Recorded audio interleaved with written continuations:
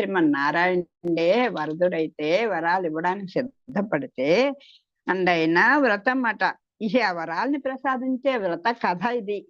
ఈ కథ వ్రత కథ ఏది? వరాల్ని ప్రసాదించే వ్రత కథే. హరి ఎవరు? ఆ వరాల్ని ఇచ్చేవాడెవరు? హరే. ఇంకా హరిహంసదులకు వరప్రదాత కూడా శ్రీహరే. హరిహంసదులకు అగుచు ఎవడు అమరుల జన్మం స్ఫురణం బట.